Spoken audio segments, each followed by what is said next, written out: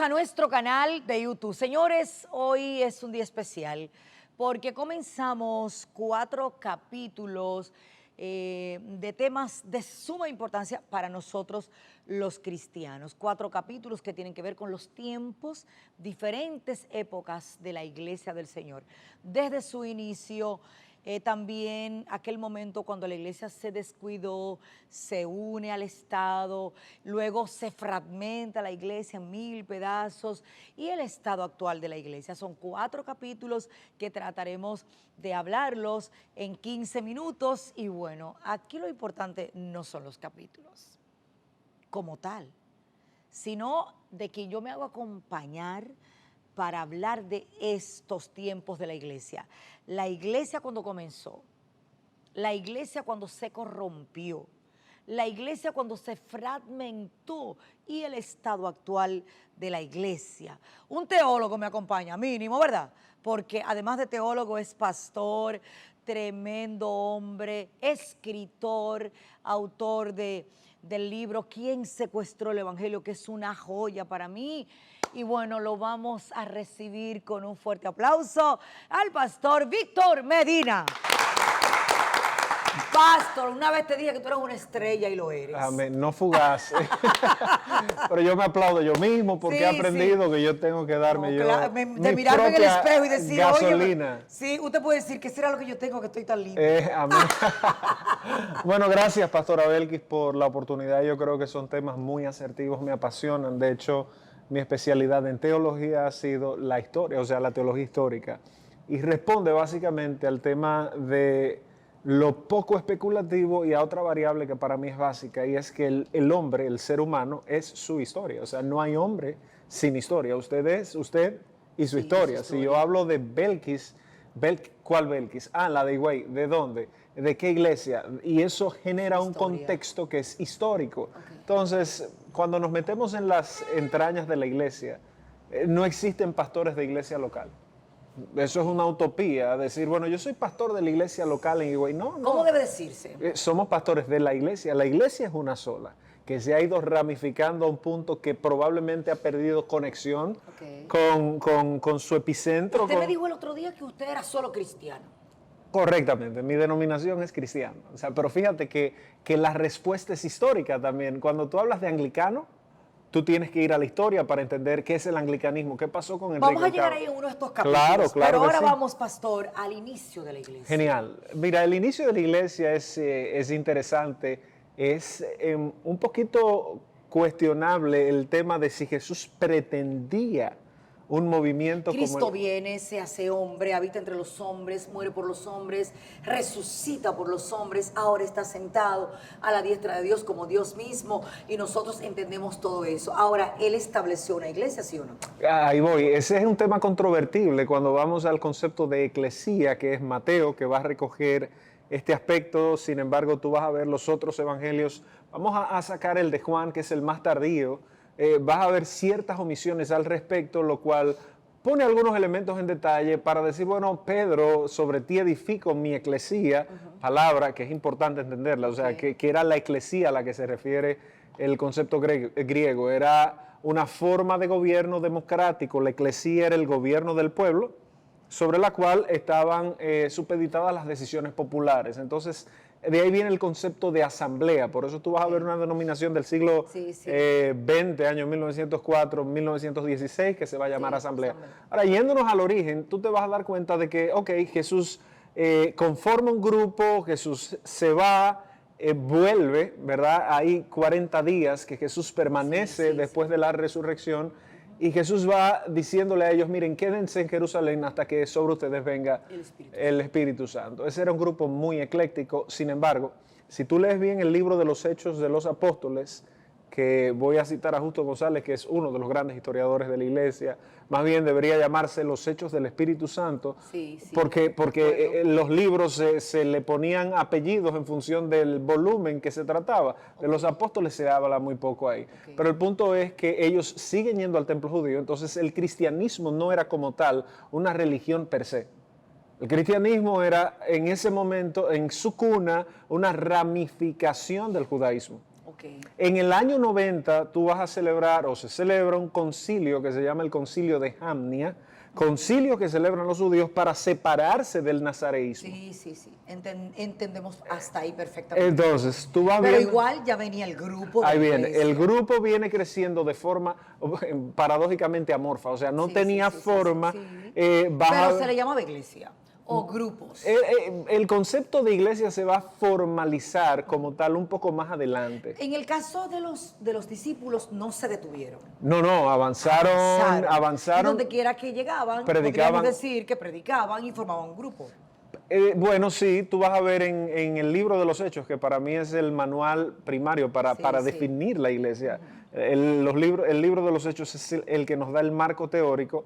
Tú vas a ver a Pablo que él asume en el capítulo 8, capítulo 9 del libro de los Hechos, después de su conversión, fíjate que viene la persecución en el capítulo 8 y ahí entonces va a venir la expansión. Se van de Jerusalén y huyen ¿a dónde? A Samaria. A Samaria. Entonces ahí va a venir una interculturación, un sincretismo y va a venir una expansión del Evangelio. La persecución hace que el Evangelio se vaya expandiendo. Se expanda más. Se va expandiendo, se va expandiendo, Y se va siempre expandiendo. fue como sobre la persecución que caminaba. En- Mucha persecución. Bueno, los primeros 4 siglos, sobre todo los primeros 3, estuvieron bien matizados La de iglesia de persecuciones. Esmirna en Apocalipsis nos revela Claro, mucho claro de que lo que sí. ellos vivieron. De hecho, que la palabra Esmirna significa amargo. Correcto. Refiriéndose a esa amargura que provocaba en ellos el perseguimiento, no poder servir a Dios, Claro. no poder predicar. No, y la carta a los hebreos. Pero finalmente la iglesia se expande. Se Bueno, pone la grandísima. expansión de la iglesia se va haciendo de manera gradual. Hay, por ejemplo, un obispo que se llama Gregorio de Nor Cesarea, se conoce mucho en la historia, y él decía, cuando yo llegué aquí había un cristiano entre muchos, y cuando yo me fui había muchos cristianos entre pocos Entre que no lo pocos, eran. sí. El evangelio no hay forma, no hay datación de entender cómo se expandió. De hecho, Cito de nuevo a Justo, tiene un capítulo que se llama La expansión fue como pólvora. Exacto. No hay manera de entender cómo esa expansión fue tan larga, tan ancha. Sin embargo, volviendo al elemento de la corporeidad, tú vas a ver una iglesia que se va formando sobre doctrinas básicas. Clemente de Roma, que es uno de los escritores digamos, de tardíos del siglo I, Clemente va a generar lo que se llama el canon apostólico, o va a generar lo que es un cuerpo doctrinal. Comienza a hacerse relevante el entender qué somos para diferenciarnos de lo que no éramos, porque ahí tú Exacto. vas a tener pensamientos docetas que Juan los trata. ¿Hasta qué tiempo la iglesia se mantiene como sobre las bases bíblicas reales? ¿Hasta qué tiempo? O sea, ¿hasta qué tiempo mantienen su santidad, su pureza, aquella que los primeros apóstoles pregonaban y vivían? Mira, es un reto poder fechar eso porque, de hecho, tú tienes a Simón, el de Hechos 8, Simón el mago, Sí. que de ahí se deriva la palabra simoníaco, Sí, fíjate, sí, sí, sí. que se hizo muy popular porque querían comprar, la Iglesia Católica más adelante van a querer sí. comprar los cargos, eso se llama simonia, y viene de simonía, de Simón el mago. Sí, porque Simón fue el que le dijo a Pedro, yo Correcto. te voy a pagar para que tú me Tú des, me des de eso. lo que tú tienes. Y por ahí se van urdiendo muchas teorías paralelas. Entonces, decir hasta qué punto, bueno, vuelvo a Clemente. Clemente va a conformar un cuerpo doctrinal para decirle a la gente lo que somos, porque tenías a los docetas. Juan en sus epístolas escribe, dice, Todavía, de hecho, no se había fragmentado, pero había muchas diferentes llamémosle sectas. sectas. ¿Cuál es Creo que es la palabra. la definición de una secta? Porque yo soy de los que tiene un problema drástico con a lo que se le llama herejía o no, porque a veces se responde al capricho de un individuo y no a un cuerpo colegiado, pero eso es harina de otro costal. Secta viene de sector.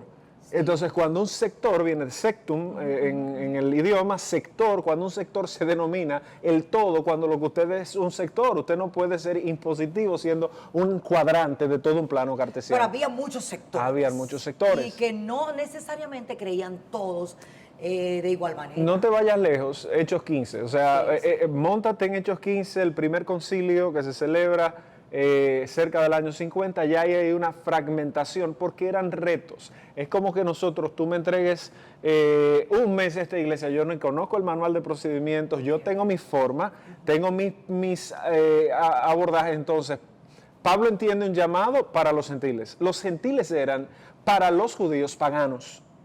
Y por otro lado, tú tienes a Santiago, que era extremadamente judaísta. Ellos tenían muchas formas, pero había un fondo, pastor. Definitivamente el fondo, el punto focal era Jesús y su resurrección. Fíjate que 1 Corintios 15, Pablo escribe y dice, mira, hace una narrativa que se supone ser el primer credo cristiano que hay. Geográficamente, o sea, en texto, los primeros versículos... ¿Usted conoce algo del credo? Claro. Dígame. Claro, bueno, ahí dice Jesucristo, lo que sabemos, dice el texto, que vino, habitó entre nosotros, murió por nosotros, Creo en Dios resucitó. Padre. Bueno, ese credo es más adelante, ese es el Ok. credo de Nicea. O sea, este no es el credo No. original. Bueno, el credo de Nicea fue en el año Creo en Dios 325. Padre, Dios Hijo, Dios Espíritu Santo. Pero- Pero antes de ahí teníamos otro credo. Totalmente, el credo básico, El credo básico. es la encarnación que tú bien mencionaste en la Sí. introducción, la expiación, la resurrección y la parusia, ¿verdad? Apocalíptica, profética. Porque entonces la iglesia crece, avanza. Habían sectores, pero tenían, como quien dice, un mismo fondo y el fondo era Cristo y su resurrección. Ahora, ¿en qué momento se fragmenta la iglesia? Esa es la pregunta para el siguiente capítulo. O sea, ya estamos clarísimos que la iglesia de verdad comenzó. No fue una iglesia ni católica, ni evangélica, ni bíblica, ni bautista. Fue la iglesia de Cristo, ¿verdad? Si tú supieras que sí fue católica, no católica apostólica romana, pero fue católica, literal, ¿Qué dice? ¿Qué significa la palabra católica? universal. Ah, bueno, fue una iglesia universal. Ignacio de No Antioquía. podríamos usar aquí esa palabra porque entonces confundiríamos a la gente. Totalmente, pero es importante, por eso es importante entender la historia, por eso yo por estudié eso. historia. Y eso es lo que quiero, o sea, Cristo fundó una iglesia universal. Fíjese que los hombres son territoriales. Pero ahí voy. Pero Cristo es universal. Pero el sectorialismo entendía que era la iglesia única y el universal. El sectorialismo, ellos, de hecho, todavía tenemos esa creencia. Que no hay otra iglesia, que Cristo no fundó otra iglesia. Vamos a cerrar este capítulo aquí porque está interesantísimo y mañana veremos en qué momento, cuando la iglesia crece, cómo se corrompe la iglesia, en qué punto se descuida y entonces comienza la iglesia a ser un poder inmenso y luego en el siguiente capítulo veremos cómo se fragmenta, cómo se divide y al final veremos... ¿cómo es el estado actual de la iglesia desde su punto de vista? Chéverísimo. Mi querido teólogo No, Víctor Medina. Víctor. Señores, esto está buenísimo. Usted no se lo puede perder mañana. Ya ustedes saben, vamos a escuchar mañana cómo es que la iglesia, en qué punto la iglesia se pierde, se corrompe y se une al Estado y se levanta un monstruo que ya no es iglesia, que ya no sabemos ni siquiera qué es. Vamos a verlo mañana en esta serie de 4 capítulos acerca de épocas, tiempos de la iglesia del Señor.